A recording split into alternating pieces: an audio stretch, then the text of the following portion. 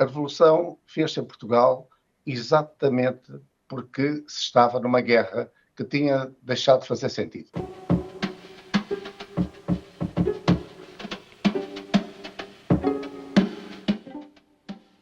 Mesmo no início da guerra, 13 anos antes, ainda as pessoas pensavam que se estava a defender, e que se estava a defender princípios e que estava a salvaguardar o futuro de todas as comunidades que viviam nos territórios coloniais, mas é evidente que isso não era verdade quando se olhava para os anos de guerra, para os mortos de lado a lado e pela incapacidade do regime de ter uma discussão política normal sobre o futuro das colónias e admitir o direito dessas colónias à autodeterminação e à independência. E isso, que, claro, foi, de facto, o fator principal que levou à Revolução.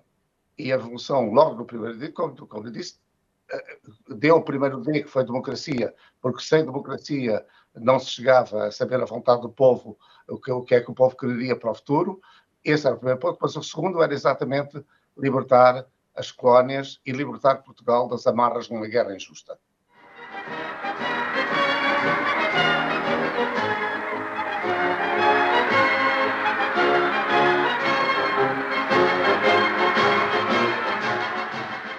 A proclamação da independência da Guiné-Bissau, a guerra de libertação da Guiné-Bissau, e, portanto, com a proclamação da independência, deu um impulso às forças que estavam no lado certo da história em Portugal e os militares, o que levou ao movimento de 25 de abril de 1964. Né? Aliás, é bom também referir aqui a própria contribuição dos capitães, né? Porque houve um movimento dos capitães, a própria contribuição dos capitães que estavam na Guiné-Bissau. Esse movimento dos capitães foi muito importante.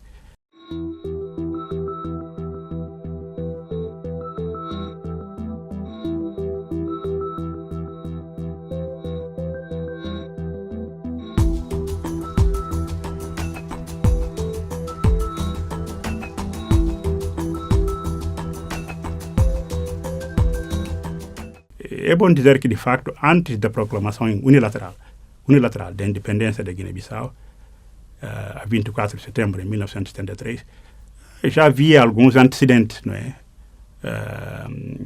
Diplomáticos, sobretudo aqui nas Nações Unidas. E vou citar alguns. Já em 1962, Amílcar Cabral apresentou um relatório perante a Comissão dos 24, Comissão sobre a Descolonização, e em 62 ele apresentou um relatório para descrever a situação desumana em que se encontrava a Guiné-Bissau na altura sob colonização. Quer dizer, descrever a situação em todos os aspectos, né? E denunciar, se assim querermos, os atos desumanos da colonização. E 10 anos depois, em 1972, ele voltou à comissão, mas desta vez era para mostrar ao mundo, à ONU, de que de facto já existem condições para a Guiné-Bissau tomar a independência. Né?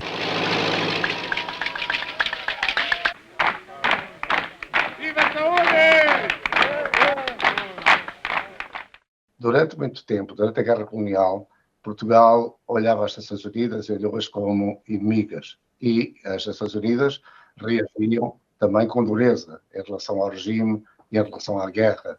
E iam provocando o isolamento progressivo de Portugal. A Revolução dos Escravos, o 25 de Abril, mudou completamente isso.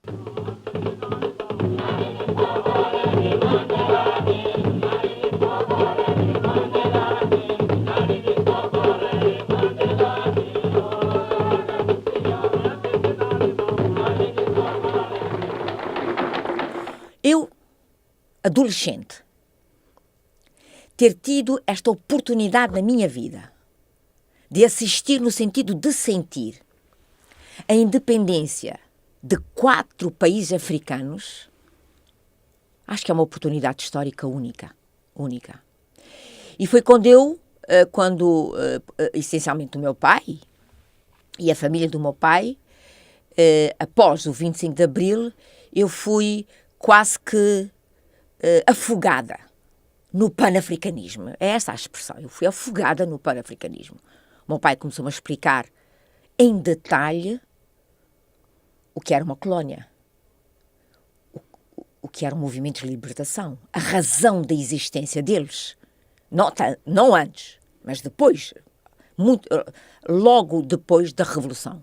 E levar eu costumo dizer, levar esta injeção de panafricanismo que, a partir deste momento, guiou toda a minha ação como cidadã e como profissional.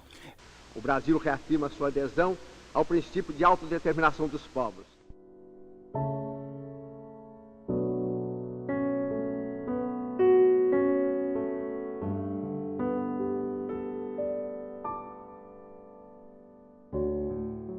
O Brasil foi sempre um apoiante, digamos, dos novos países africanos e mesmo na questão de Timor, em que eles conheciam pouco e estiveram um bocado afastados, procuraram depois corrigir e apoiar Portugal nos esforços que foram feitos, sobretudo aí na ONU.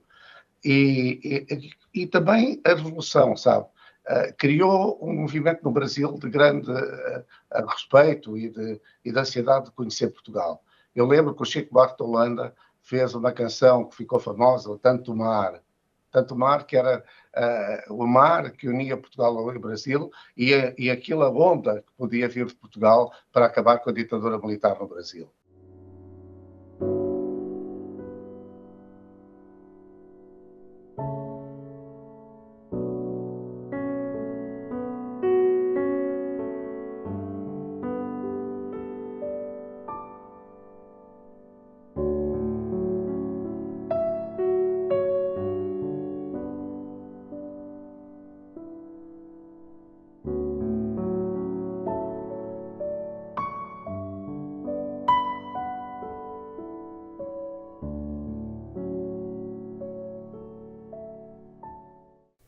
Todo mundo sabe o papel que o sistema das Nações Unidas desempenhou nas nossas independências. Todo mundo sabe. Um papel crítico. Todo mundo sabe o papel que o sistema das Nações Unidas tem vindo a desempenhar no sentido de apoiar a construção das nações e dos Estados em África. Não tem sido fácil por causa das contradições, das fragmentações da arena geopolítica. Mas eu acredito que o espaço que este sistema, neste momento, está a criar para a juventude africana poder ter uma voz mais acutilante, vai gerar resultados muito interessantes. E sobretudo os países africanos, os chamados PALOP, né, viveram essa importância da soberania. Nós sabemos o que é a importância da soberania. E a soberania, o princípio, penso que nós devemos preservar para a existência da ONU e o multilateralismo. No dia em que isso desaparecer, corremos o risco do desaparecimento da ONU.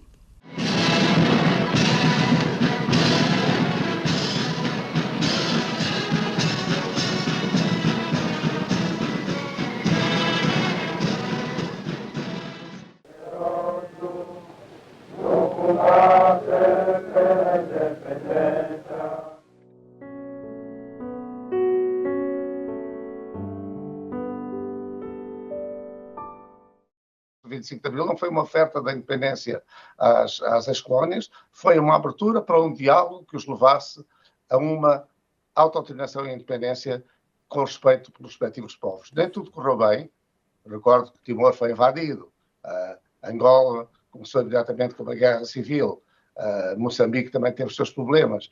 Portanto, Guiné já estava praticamente consolidado, já tinha obtido até um reconhecimento internacional aí na ONU, mas nem tudo foi fácil, mas foi um caminho conjunto que nós fizemos para uma realidade que é hoje muito viva, que é um entendimento muito forte entre Portugal e as antigas colónias que foram palco de guerras tão injustas como aquelas que aconteceram no período dos 13 anos.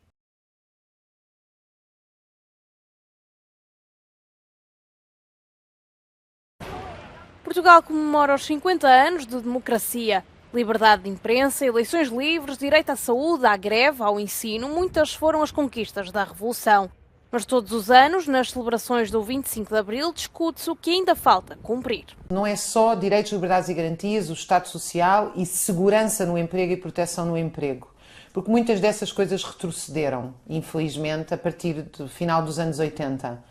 O que ficou do que passa foi a percepção de que é possível viver de outra maneira. Indiscutivelmente, Portugal está hoje melhor que há 50 anos, mas a pouca produtividade da economia, a precariedade no trabalho e o definhamento dos serviços públicos colocam o país numa posição de atraso relativamente a outros países europeus.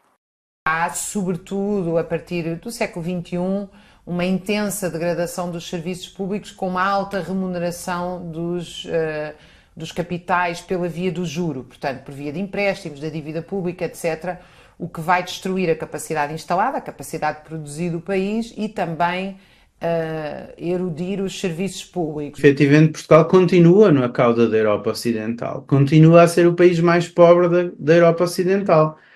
Portanto, Portugal não melhorou a situação relativa que tinha em termos relativos, em termos de ranking dos países. Portugal continua a ser o mais pobre, o último, o mais atrasado em termos do capital humano, em termos nos níveis de educação da sua população, continua a ser o último da lista da Europa Ocidental, em termos de o funcionamento das instituições políticas. Com 5 décadas de vida democrática e há 38 anos na União Europeia, o país terá também de repensar a participação no projeto comunitário e diminuir a dependência face ao dinheiro europeu, uma vez que o alargamento do bloco se traduzirá numa diminuição dos fundos disponíveis para a política de coesão.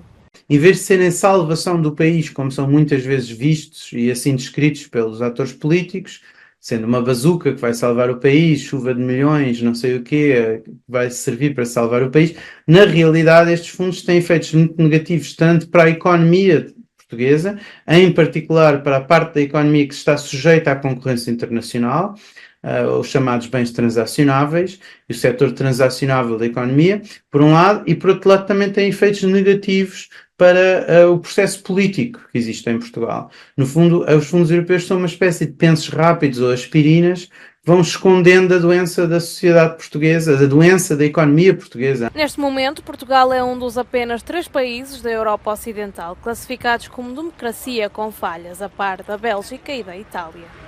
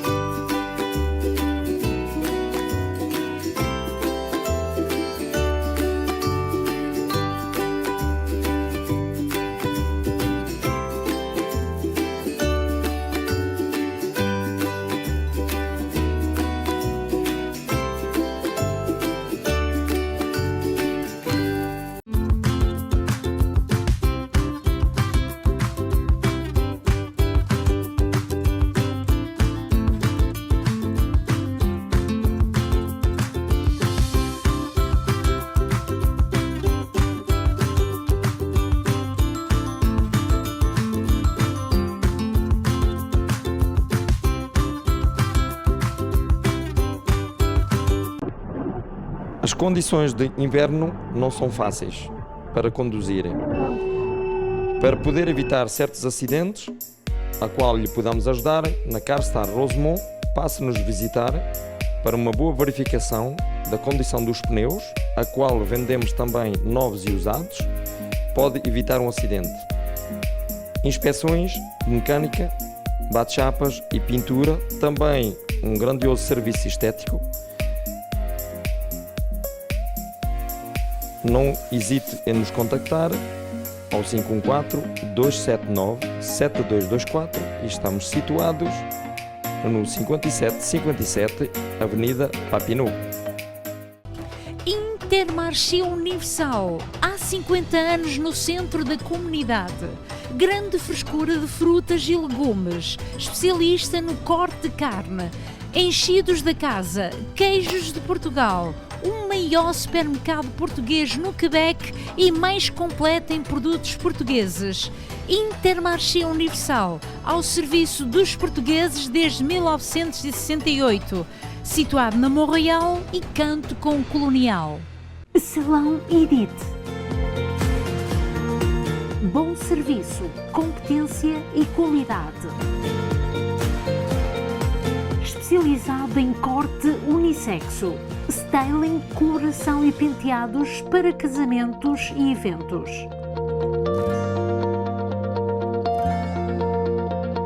Salão Edith há 22 anos na comunidade portuguesa.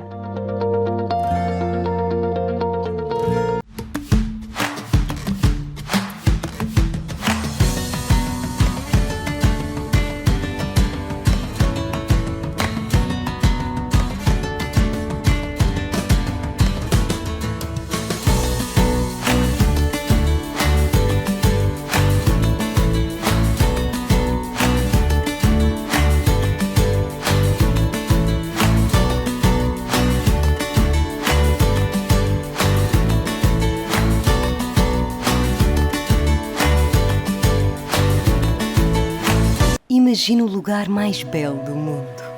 9 ilhas nascidas no mar imenso pela força do fogo e moldadas pela habilidade única da natureza. Há décadas que temos o orgulho de sobrevoar este paraíso natural. Hoje continuamos a deslumbrar-nos com a magia que nos envolve. É esta a natureza que nos inspira a ser uma porta de entrada digna deste nosso destino de sonho. Por falar em sonho, o nosso, transportar-vos para lugares mágicos.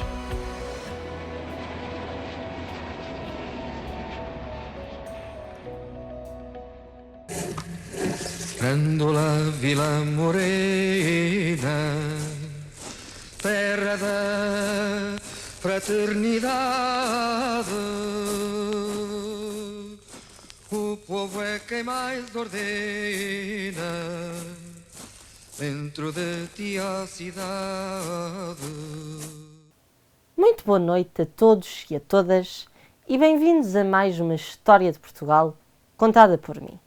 Como já devem ter adivinhado e muito bem, hoje vou-vos falar do 25 de Abril de 1974, da Revolução dos Escravos, um momento da história de Portugal muito importante para todos os que vivem em Portugal, mas também para os que vivem fora do país, e isto depois, como tem sido muito bem divulgado pelos órgãos de comunicação social aqui em Montreal, o facto de haverem vários eventos a celebrar estes 50 anos de democracia em Portugal, estes 50 anos de um mundo melhor.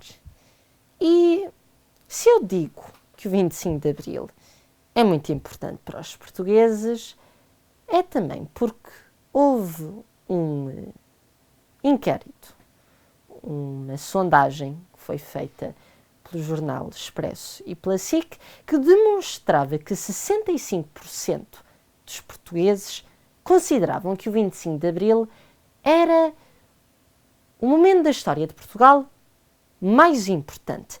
E, de facto, a verdade é que o 25 de Abril foi muito importante para a história de Portugal, porque foi o fim de uma ditadura, o fim de 48 anos de ditadura, se incluirmos o tempo de ditadura militar e o tempo de Estado Novo, e o início do novo capítulo, no qual estamos hoje, que é o da democracia. E hoje convido-vos a olhar mais em detalhe para o 25 de Abril. Como é que tudo aconteceu? E vamos fazer isto com arquivos da RTP para nos pormos mesmo na pele dos militares, dos capitães de Abril, estes homens que fizeram com que o 25 de Abril pudesse tornar realidade e que Portugal pudesse sair de uma ditadura. Mas antes disso, temos que compreender o contexto e o porquê do 25 de Abril de 1974, o porquê da Revolução dos Escravos. Temos que ver que estamos no Estado Novo, desde o 28 de maio de 1926, em que houve o golpe de Estado, em que pôs fim a uma Primeira República muito instável, e a verdade é que os anos foram passando e muitos, porque foram muitos anos, e a verdade é que a ditadura começava a ser menos em menos gostada, era menos apreciada e as pessoas estavam a ficar fartas. E acredito que houve vários erros, várias coisas que vieram a acontecer que foram desmoralizando o povo português.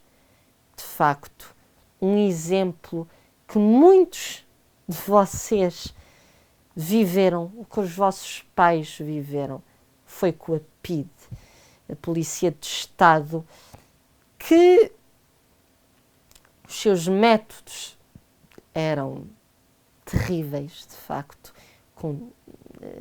pôr várias pessoas em prisão, opositores do Estado, um bocadinho como vemos em vários Estados totalitários no mundo, e de facto era mesmo triste. E um dos aspectos também que veio a influenciar foi a guerra colonial. Portugal foi o primeiro país a ter colónias no mundo, mas foi o último a deixá-las. Portugal não era o único país que estava em África. Depois da Conferência de Berlim, em que as colónias foram todas divididas entre os países, entre a Alemanha, a França, a Inglaterra, a Bélgica, e o processo de descolonização já tinha começado em vários países, mas Portugal ainda tinha as suas colónias, ainda tinha a Guiné, ainda tinha Angola, ainda tinha Moçambique, e não queria as largar. Não queria as largar porque diziam: nós já estamos aqui há 500 anos, porque é que agora é que vamos deixar as nossas colónias? Isso veio a que houvesse uma guerra colonial que começasse entre os movimentos de independência das colónias, que ainda não eram ex-colónias, e Portugal, o Estado Novo, que todas as guerras são inúteis. Mas esta foi mais, porque foram dezenas de milhares de jovens que foram para as colónias para combater, para defender a pátria, e na realidade foi, de facto, um desperdício total. E, portanto, podemos constatar que os militares estavam a ficar zangados com o governo, estavam a ficar zangados com esta ditadura do Estado Novo, e é entretanto que no fim de 1973 que os militares começam a pensar que está na altura de mudança, e entretanto o que vai acontecer é que os militares vão se revoltar, vão começar a fazer várias reuniões antes, claro, do 25 de Abril, e vão ter à sua cabeça Francisco da Costa Gomes, um alto militar do exército português, e também António de Spínola, segundo o seu braço direito, que eram pessoas altas no exército e que tinham mostrado o seu descontentamento com toda a guerra colonial, com tudo o que se estava a passar em Portugal. De facto, António Spínola vai escrever um livro a falar sobre tudo isso e então os militares vão se organizar até que cheguemos ao dia 24 de abril. O primeiro sinal vai ser dado às 10h55 pelos emissores associados de Lisboa, que vão pôr na rádio a música E Depois do Adeus, de Paulo de Carvalho. Esse vai ser o primeiro sinal para os militares, para que comecem a preparar-se para sair.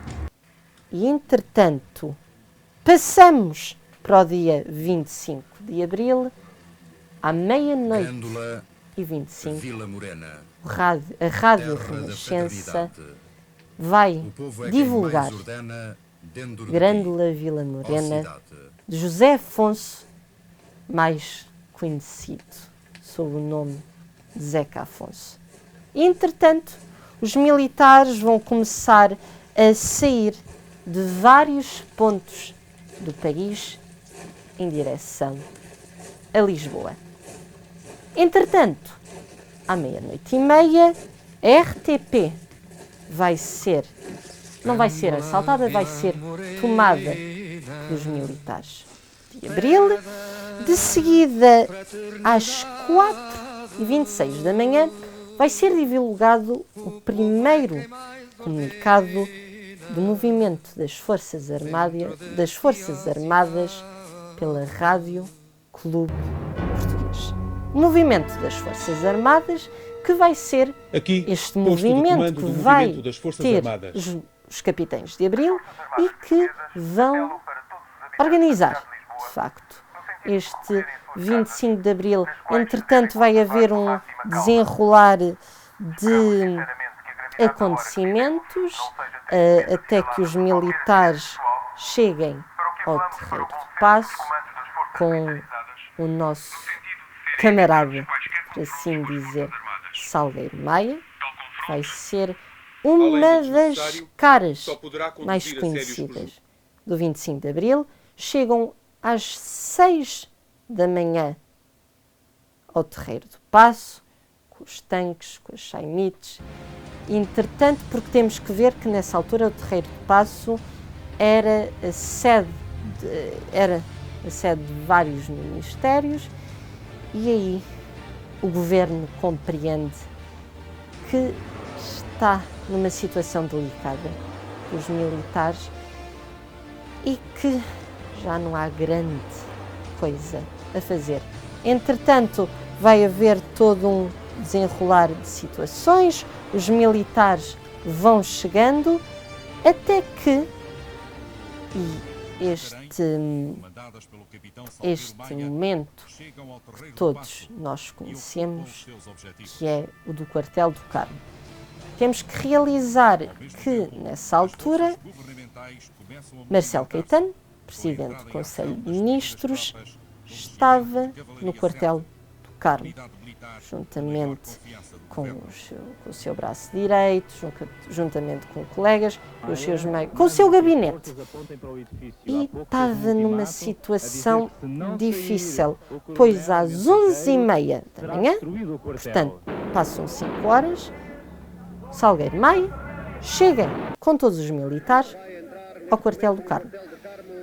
E Marcelo Caetano não tinha grande escolha senão renunciar. Porque os militares do Quartel do Carmo, os militares de abril, vão ameaçar, não ameaçar, mas vão dizer que eles não têm a escolha senão se render, senão vão passar ao ataque. Porque a verdade é que tinham os seus tanques e, se fosse necessário, iriam passar à ação. E, portanto, entretanto, vai-se passando e às 3h10, Salgueiro Maia vai então dizer que Marcelo Caetano tem que se render. São várias horas que vão passando, o povo está ansioso por saber o que é que se está a passar e o governo está a ficar cada vez mais apertado. E, entretanto, a partir das 4 da tarde, o povo começa a chegar, a ficar mais esperto, a ver o que é que se está a passar, porque é que estão aqui os tanques, será que é o fim da ditadura, o início da democracia, o que é que está a acontecer? É totalmente normal que as pessoas ficassem curiosas com o que estava a acontecer, porque era um vento da mudança. Entretanto, às 5h45, ou seja, às 6 menos um quarto, o general António Spínola, que tinha falado há bocado, que era o número 2 do exército, logo atrás de Francisco da Costa Gomes, chega ao Largo do Carmo e aceita o convite, o pedido que o Salgueiro Maio tinha feito para que Marcelo Caetano se rendesse. Entretanto, às 7 da tarde, portanto, 1h15 depois, Marcelo Caetano, presidente do Conselho de Ministros, juntamente com 2 ministros, Rui Patrício e Moreira Batista, são retirados do Largo do Carmo de tanque, Chaimite, e vão para o quartel da Pontinha. E é neste momento que podemos dizer, às 7 da tarde, quando Marcelo Caetano, juntamente com ministros do seu gabinete, do seu Conselho de Ministros, quando estes decidem se render, é que podemos dizer que é não o início da democracia, mas um passo muito importante na história de Portugal, pois é nesse momento exato que os militares realizam que o governo rendeu-se. Já não havia nada a fazer para o governo, a única escolha que tinha era render-se, e às 7 da tarde o governo vai se render, e às 8 horas, 1 hora depois, o Rádio Clube Português, que tinha emitido o comunicado do Movimento das Forças Armadas manhã cedo, vai emitir um novo comunicado do Movimento das Forças Armadas a dizer que o governo se rendeu e que a liberdade está cada vez mais presente. E, de facto, muita gente diz que o 25 de Abril foi pacífico, e foi. Não estou a dizer o contrário. Mas houve mortes, houve feridos. E porquê que eu estou a dizer isto?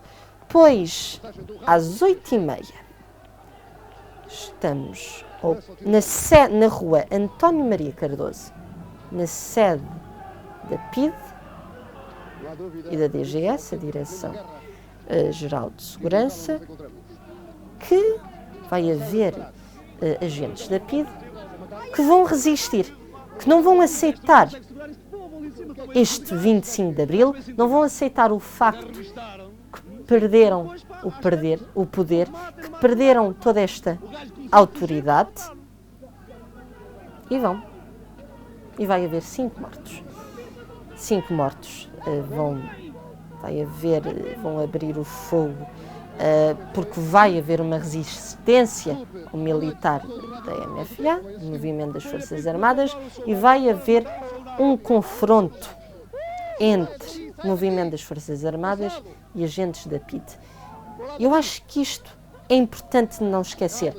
Sim, o 25 de Abril será um momento muito pacífico, não será uma revolução sangrenta, de maneira alguma, porque de facto poucas serão as pessoas que vão verdadeiramente morrer, mas mesmo assim são 4, 5 mortos neste dia e, portanto, isso é algo que não podemos esquecer. Entretanto, à 1h30 da manhã, a Junta de Salvação Nacional, formada de várias entidades, entre as quais Francisco da Costa Gomes e António Spínola, vão fazer a primeira declaração da Junta de Salvação Nacional, esta primeira declaração que será feita ao país, porque a Junta de Salvação Nacional vai entrar no poder, vai ser uma junta provisória, um governo provisório, e aí é que o 25 de Abril, esta data tão importante, esta revolução que vem a marcar a história de Portugal, acaba. E, só para fazer um pequeno parênteses, falamos todos da Revolução dos Escravos, mas de onde é que vem esta história dos escravos?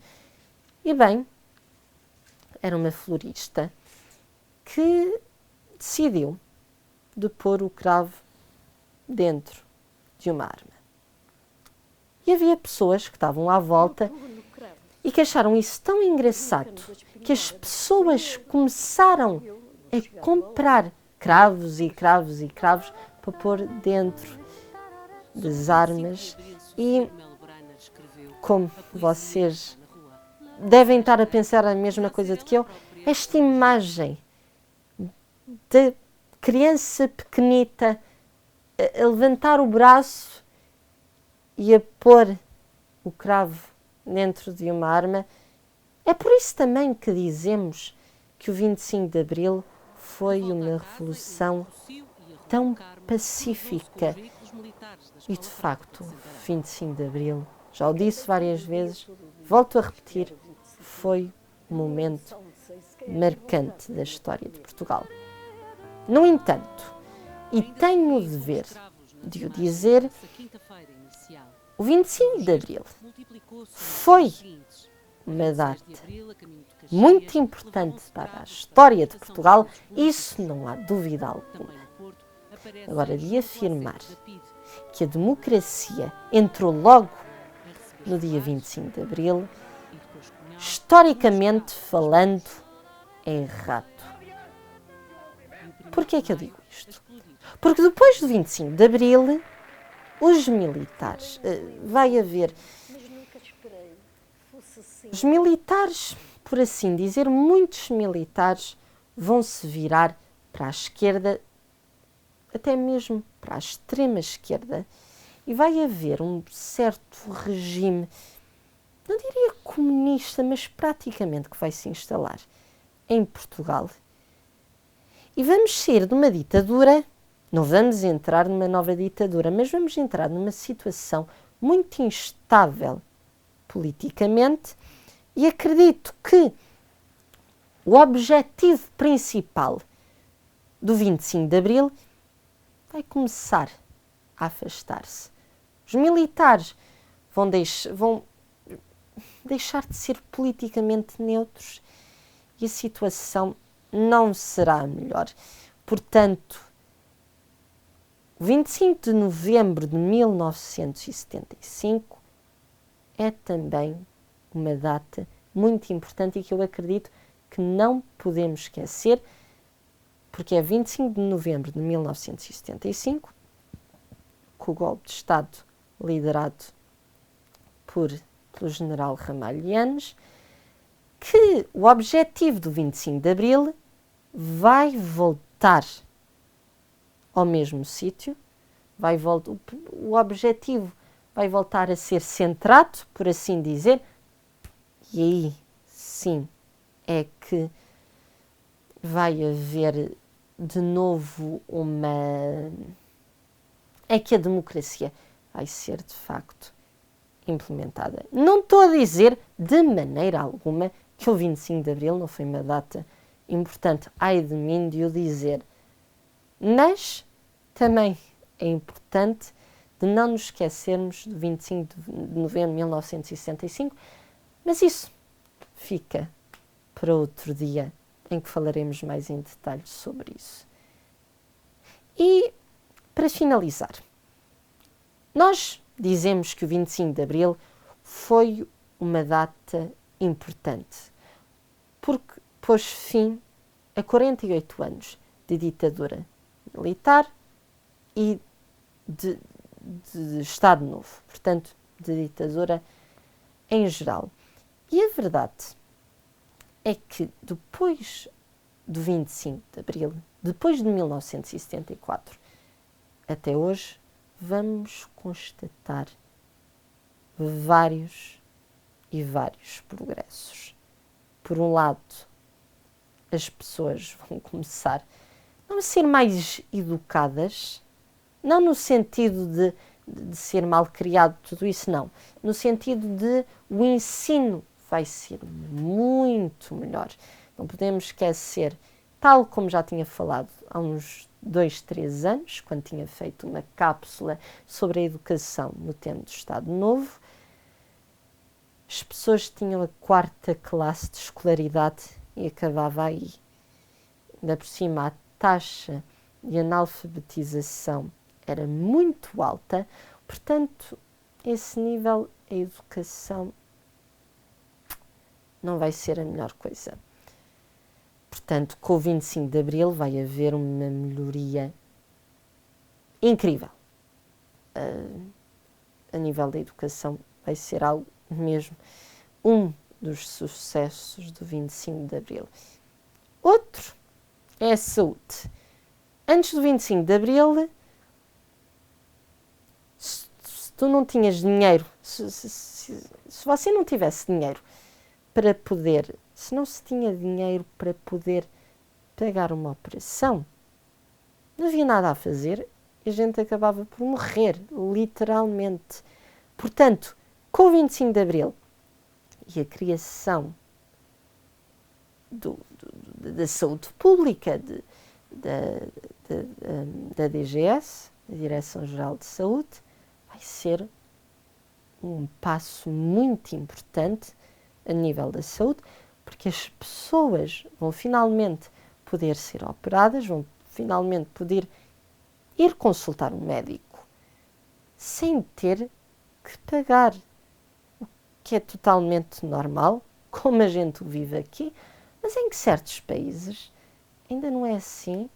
E se olharmos para os nossos vizinhos do Sul, nos Estados Unidos, se não temos um seguro de saúde, estamos numa má situação. E portanto, acredito que os 2 pontos principais, dos 2 temas mais benéficos do 25 de Abril, é a saúde e a educação. E também temos que constatar uma coisa. A economia, mesmo se a economia hoje em dia em Portugal não é a melhor do mundo, melhorou. Uma coisa é certa. Se não tivesse havido 25 de Abril, se não tivesse havido a Revolução dos Escravos em 1964, Portugal não tinha entrado na CEE, não tinha entrado na União Europeia, e isso teria sido muito mau para Portugal, porque grande parte do desenvolvimento económico português deve-se à CEE, deve-se, hoje em dia, chamada União Europeia. Portanto, o 25 de Abril teve, de facto, muitos benefícios a nível nacional, a nível de saúde, a nível da educação, a nível da economia e, claro, para acabar, a nível da democracia.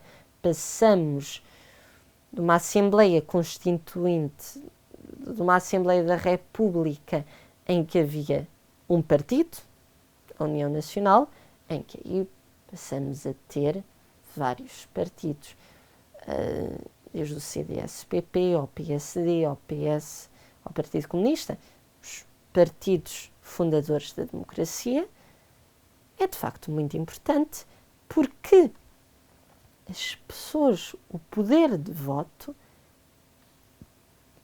hoje em dia, acredito que muitas pessoas não realizam quão importante é votar. Porque há 50 anos as pessoas lutavam para poder votar. E foi algo muito importante ter obtido este direito ao voto, muito importante de facto, e portanto temos que o constatar. 25 de Abril foi muito benéfico em vários setores.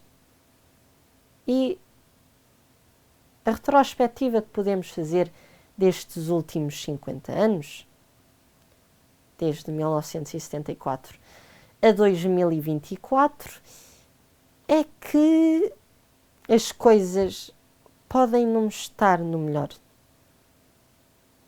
estado.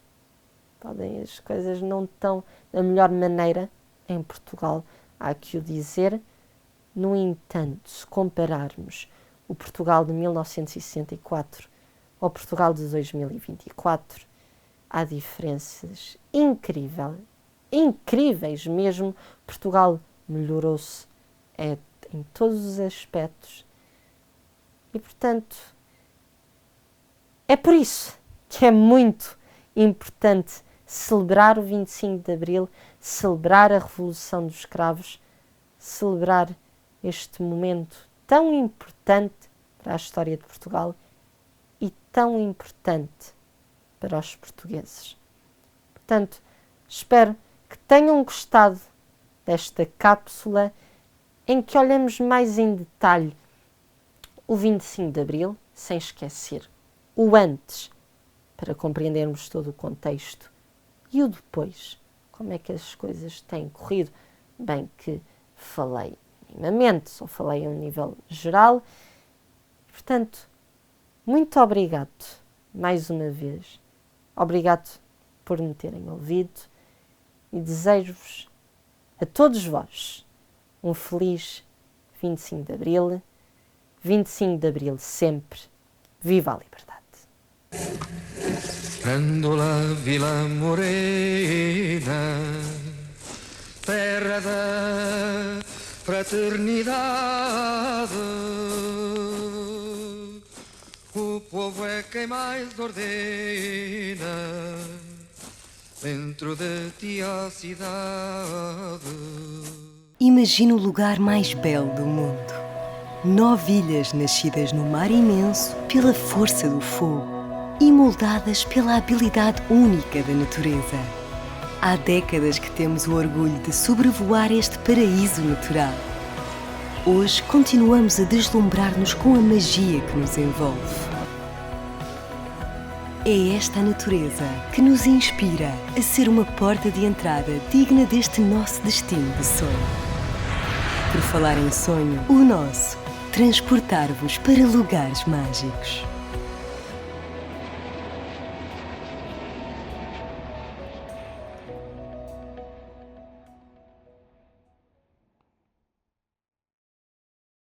Como poder sorrir no meio de tanto sofrimento é o que muitos se perguntam. Encontrar a paz tornou-se num desafio. Angústia, discussões, tristezas, dores, sofrimento. Tome uma decisão, não sofra mais. Saí de uma depressão, recuperei o meu casamento, a minha saúde e a minha família. Telefone para a sua consulta e podemos ajudá-lo. Linha de ajuda espiritual 514-913-9439. Recuperei família, saúde e finanças. Porque para Deus nada é impossível.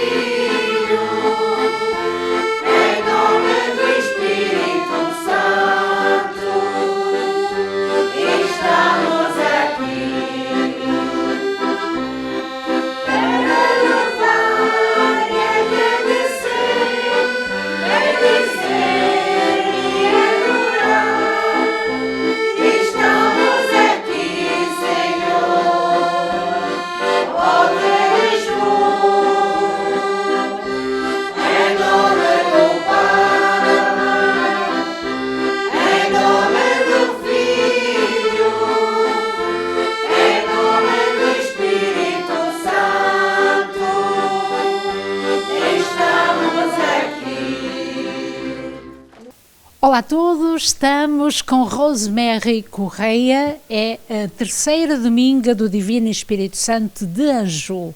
Com fé, estaremos juntos para apoiar e acreditar que esta família poderá derramar com bênçãos. Vamos então conversar com a Rosemary. Olá, Rose. Olá. Este é um momento muito especial. Muito especial. Sim. Toda a semana rezar o terço.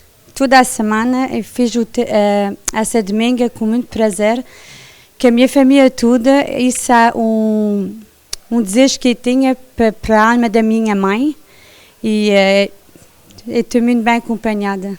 Exatamente, e ela está a olhar para nós. Exatamente, exatamente. E estar ali o quadro dela. A gente queria fazer para a alma dela, todos nós, o meu irmão e meus irmãos e a minha família toda, os meus filhos. É difícil fazer uma dominga do Divino Espírito Santo? Não, é uma coisa muito boa, a gente sente-se muito aliviadas e para mim foi uma coisa muito, muito bonita de fazer uma dominga. Sim, mas para isso é preciso contar com a ajuda. Eu tive muita ajuda da minha família, das minhas amigas, uma principalmente, duas, Eduardo e a Suzy. E agradeço a elas muito do meu coração e a minha família toda. E para tal é necessário de termos quem orienta o terço, não é? Exatamente. Eu tive a Maria Costa, que ajudou a gente muito toda a semana com o marido, e hoje foi Isabel Coroa. E temos ali a música, que isso ajuda a ficar mais bonito. Exatamente. Foi a Zaida com o marido que veio fazer a música hoje à noite, foi muito lindo. Foi ainda mais um prazer a rezar e a gente está muito orgulhoso e está muito contente de ter essa domingo. Eu recordo-me que estivemos a acompanhar uma dada altura a recitação na casa do Divino Espírito Santo da Ruth e fomos ao Horácio também. Exatamente, o meu irmão já fez e a minha irmã e eu quis continuar a tradição para continuar sempre a ter essa fé que a gente tem dentro da gente. O que é que significam estas asas? É o anjo que está no meio? É o anjo da gente, a nossa mãe está sempre perto da gente e eu sei que ela está sempre comigo e eu tenho uma coisa dentro de mim que eu tinha que fazer isso para a alma dela. E precisava fazer. E quando surgiu então o momento em Anjou, eu vi que estava muito interessada em ter uma dominga. Sim, senhora, eu queria fazer uma dominga para mim, mas porque tinha alguma coisa dentro de mim que para fazer uma dominga. Era bom para mim, eu tinha fé, eu tinha que fazer. O que é que os filhos dizem? Eles estão interessados também. O meu filho, tem 4 filhos, é normal que ele não pode estar aqui, mas a minha filha, ela acompanha-me toda a semana e eu penso que ela aceita e ela acha muito bonito essa experiência. E voltará a repeti-la? Pode ser um dia, há Deus que sabe. Mas claro. Olha, e as pessoas que vieram recitar o terço consigo, acredita que irá ajudar que esta família tenha mais bênçãos? Eu penso que sim. Toda a gente que me acompanhou, eu penso que é a gente que acredita nisso, no Senhor Santo Cristo. E eu penso que elas quiserem estar comigo porque elas acreditam que eu posso, a minha vida tem que ir para a frente e ir melhor. Eu penso que elas quiserem que eu tivesse essa sorte. E quando termina o Divino Espírito Santo, como é que sente a casa? Vai se sentir vazia, penso. Eu acho que sim. E se tivesse que recomendar às pessoas hoje, o que é que iria dizer a elas? Que façam uma dominga, porque é uma coisa muito especial. Eu não posso explicar, mas é muito bonito. Dá uma paz dentro da gente e eu penso que toda a gente deveria viver essa experiência. Quer dizer que se calhar vai convidar a sua filha um dia a fazer? Com certeza, se ela quer, eu estou atrás dela e eu vou dizer a ela fazer uma. Rose. Obrigada, muito obrigada. Deus abençoe. E você também. Ora, temos então aqui a Isabel Coroa. Esta Isabelinha está sempre a ajudar quando é o Divino Espírito Santo. E não só, mas hoje em particular para a Rose. Sim, porque ela me disse se podia rezar, porque a senhora que rezou o terço, a senhora Maria Costa, estava ocupada e não podia vir à sexta e o sábado. Eu disse, bem, eu vou fazer o meu melhor. Eu sabe que eu gosto mais de música, dançar, mas rezar também é bom. Então eu fiz o meu melhor. Eu sei que a Isabel acompanha muitas vezes o Salomão e a Zenaide e isso é muito bom, que faz camaradagem e não só, faz um ambiente bem profundo, não é? Porque vai-se cantar, buscar aquelas músicas que são adequadas ao momento. Bem, eu tive muita sorte hoje, que eu disse que ia rezar o terço, porque com elas é muito fácil.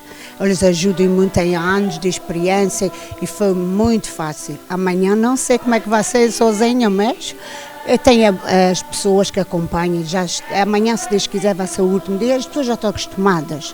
Mas foi bom, eu gostei dessa experiência hoje, com o Salomão, a Zenaide, que todas as pessoas acompanharem, me ajudou muito. Sim, eu achei. Isabel, quando vem colaborar com as famílias, é no sentido de propagar a fé, é exatamente o quê? É fé. É fé que nos salva. Eu tenho muita fé no Divino Espírito Santo, já trago isso dos Açores, da minha freguesia São Miguel. Minha mãe fazia e lá não se fazia tão grande assim, porque era só uma bancazinha, um biscoitinho, um café. Não, nem menos café, era com os licores que faziam, assim, com frutas. E quando eu descobri em Anjou, já estou em Anjou há 36 anos, e todos os anos eu vou ajudar, e entro na direção, e saio de direção, e agora a gente ajuda sempre. É a fé do Espírito Santo, é a fé que nunca nos deixa. Braços e mãos, não é? Claro, assim, ajuda de ninguém é capaz. Temos que ter a ajuda de todos, porque senão ninguém faz uma dominga, nem mordemia sozinhos, ninguém. É a companhia de todos, a ajuda de todos, e por mais que tenhas dinheiro, que és capaz de pagar tudo, é preciso mãos, é preciso ter aquele ambiente, aquela fé das pessoas, porque é preciso ter fé das pessoas para cantar a alegria, vir o Espírito Santo. Mas a Isabel é uma pessoa tão alegre, gosta de dançar, gosta de conviver, mas na realidade tem uma profundidade muito grande, porque vem de encontro àquilo que é um chamamento, não é? As raízes, aquela fé que tem com o Espírito Santo nunca abandona. A gente nos Açores temos uma fé que, por exemplo, se você promete, quando a gente está numa aflição, por exemplo, a gente diz, meu Senhor, me ajuda que eu prometo que eu vou fazer assim. E depois passa a aflição, tu esqueces. Com o Espírito Santo não. Ou lembra-te, tu me prometeste. Fui criada assim. Quando tu prometes uma coisa ao Espírito Santo, os outros santos me dizem que não há perigo, mas com o Espírito Santo há muito perigo, então eu tenho medo. Quando a gente promete, e ele tem-me ajudado muito, muito, muito. E pequenas coisas que eu digo, uau, porque é que estás-me a fazer isso? Que às vezes eu digo que não mereço, mas ele sabe o que é que eu mereço e não mereço. Não são analisadas pela aparência, mas sim pelas ações e por aquilo que elas fazem para com o próximo. E hoje a Isabel veio provar que tem amigos. Sim, e vou dizer aqui na televisão. Agora eu vi que os amigos pode-se contar com os dedos. Aqui eu tenho poucos amigos, mas são bons. Vou deixar aqui uma palavra de amizade a esta família, à Rose, que a Rose é uma jovem senhora, mas que precisa também de um bocadinho de ajuda, de pulso, e que possam orar por ela, porque é necessário. É por isso, as orações, é por isso que eu digo que temos que rezar sempre pelas famílias, porque a oração é que vai tocar a cada pessoa. E se alguém tem que fazer, basta orar uma Ave Maria, um Pai Nosso para aquela pessoa, sem pensar ou ver alguém na rua a pedir. Não importa, a gente dá, ou faça o que quiser com aquele dinheiro. Não interessa, não vou julgar, quem sou eu para julgar? É a fé que tu tens, tu dás.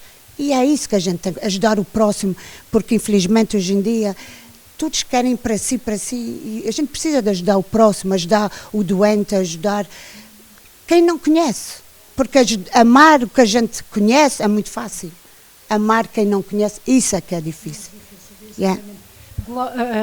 Isabel, quando termina momentos como este, vai para casa e diz o quê? Obrigada, Divino Espírito Santo. Eu sinto-me rica de fé, rica de saúde, porque é saúde que Ele dá. E a nossa fé foi uma alegria. Ainda não acabou. Vamos ao baile. Vamos então, Isabel, vamos desejar também que tudo vá pelo melhor para si, para a sua família, muitas bênçãos, viva o Divino Espírito Santo. Viva o Divino Espírito Santo que abençoa a gente todos e que a gente esteja sempre juntos. Amém. Amém.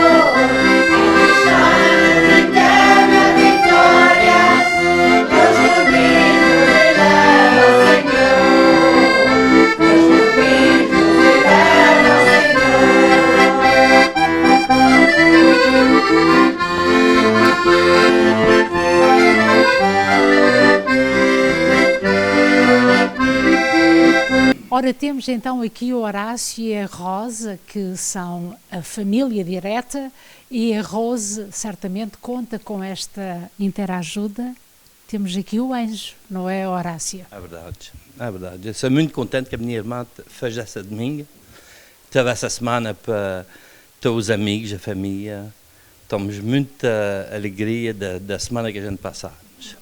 Mas depois termina. E como é que vocês vão sentir esta casa?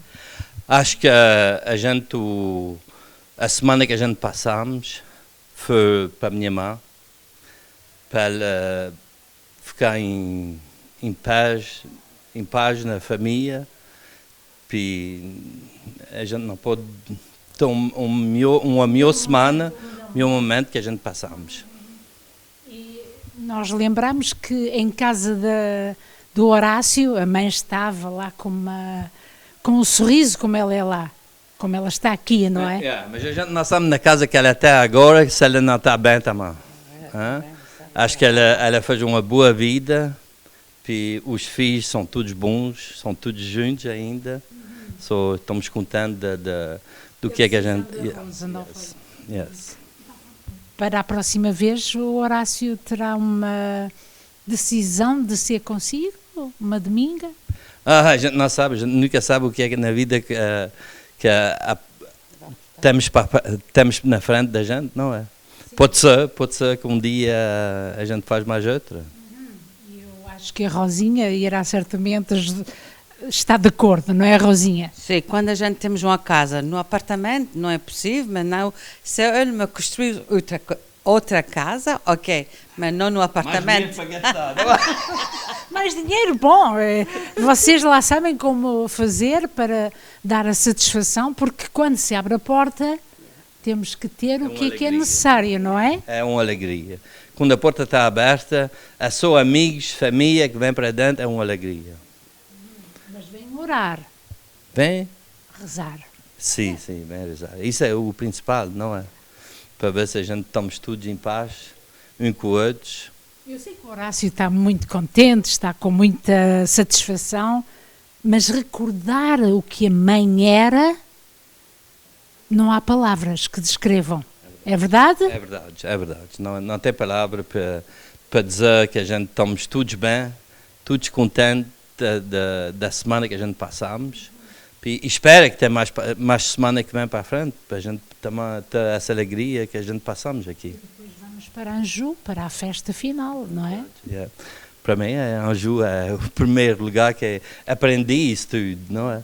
Estou muito contente de fazer participar que o pessoal todo de Anjou e das festas. Então, vamos ver aqui os amigos juntos, porque estão também convosco, na mesma fé, na mesma comunhão, e então, para uma próxima vez, quem sabe, o altar está tão bonito, tudo muito puro, é o que ela gostava, não é, a vossa mãe? É verdade, é isso, a minha mãe gostava muito disso, e a gente ainda continua a cerimônia, a alegria, o Espírito Santo, estamos todos contentes de continuar essa tradição. Horácio, não foi só na sua casa, nem na Ruth, a Rose faz. E quando olha para a Rose, qual é o seu sentimento? Acha que é admirável o que ela faz? Ela é mais nova, é a última mais nova. Acho que ela, para ela vai ser uma coisa que ela vai se sentir bem de fazer e de acabar também, com o dia o dia que acaba, o domingo, ela vai ter uma grande satisfação disso.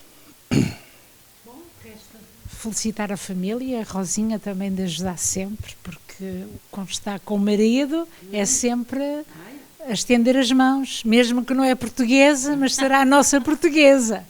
Não é verdade? Fazemos o que é que a gente pode. Juntas faz tudo. Separados não se faz nada. É verdade, a união faz a força. Exatamente. Olha, parabéns aos portugueses, parabéns aos italianos, parabéns à nossa cultura e às tradições. O Divino Espírito Santo. Muito obrigado. Saúde para vocês. E foi um gosto estar convosco. Obrigado por ter vindo.